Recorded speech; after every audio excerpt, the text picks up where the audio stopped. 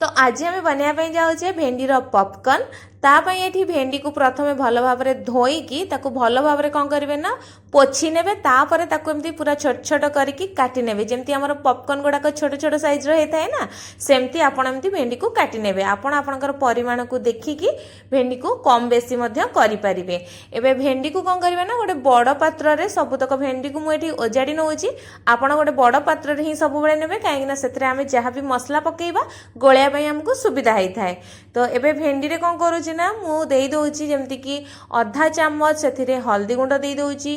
तापर से कौन करवा ना अधा चामच लंका गुंड देदेबा आपड़ चाहिए से काश्मीरी रेड चिली पाउडर देदेबे आउ कौन करवा ना भेंडी को देखिकी से लुण देदेबा अधा चामच से धनिया गुंड पकई नवा ता सहित अधा चामच मुझे नहीं जाऊँगी चाट मसला जदि आपण पाखे चाट मसला नथिबो ताहले आपण आमचूर पाउडर पकई पारे जदि आमचूर पाउडर भी नाही ताहले आपण फाळे लेंबू को एथरे चुपुड़ी नेबे। एबे एथरे कौन करवा ना सब भल भाव भेंडी माने मसला गुड़ाक सबू तक भेंडी रे गोळेई नबा। एबे एपटे कौन करवा ना गोटे बाउल नबा से बड़ 2 चामच चाउलर गुंड को नबा ता सहित गोटे बड़ चामच आम कौन करवा ना बेसन को पकेबा। एबे बेसन आउ चाउल गुंड को भल भाव आम कौन करवा ना मिक्स कर नबा कहीं ये दुटा भल भाव मिक्स निहाती हवा दरकार कहीं आम जो भेंडी या पकेबा से सब मिक्स हो जाते कौन हम ना आमको गोलियापाई सुविधा हम। एबे कौन करवा ना जेहेतु से मिक्स हो जाता एबे भेंडी रे गोटे चामच मु दे दूची कौन से चाउलर गुंड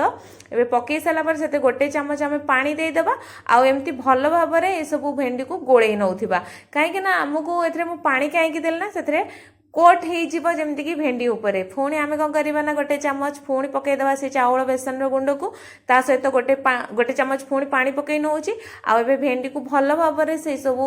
माने गुंड देहरे मिक्स कर नौची जमीती कि भेंडी उपरे आम गोटे लेयर आसीज।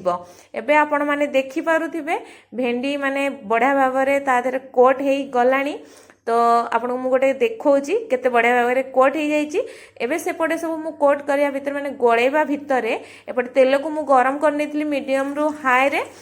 तो जेहेतु तेल को भल से गरम करवा निहाती दरकार। एबे तेल कहीं आम भेंडी को पकेबा ना तादर पानी भी टिके बाहर तो से भल से गरम करेंगे। एबे गोटे गोटे करके से माने जमती भी आप चाहिए मैंने पछरे भी भांगीदेले भी चलो तो आपड़ एमती पकई ने आउ तेल रे भल भाव माने मीडियम रे ही रखिकिनी ताकू एमती छाणीबा देखि पारथिबे। एबे माने भेंडीर कलर को आपण देखि पारथिबे आ तापर जो लेयर हेइतिला तार कलर मध्ये देखि पारथिबे। एबे हमर भेंडीर पॉपकॉर्न टी माने पूरा भल भाव रे माने हेई गलानी। एबे आमे ताकू गोटे पात्र को काढी नबा आ बहुत ही माने विश्वास करिवेनी माने क्रिस्पी हेइची पॉपकॉर्न टी बहुत ही टेस्टी। आपण याकू चा संगे रे खाई परिबे खाली खाई परिबे नहले कौन करिवे ना भात संगे रे भी खाई परिबे जेमती आपनकर इच्छा सेमती खाइबे बाहर टिके क्रंची लागिवो भीतर टिके नरम लागिवो।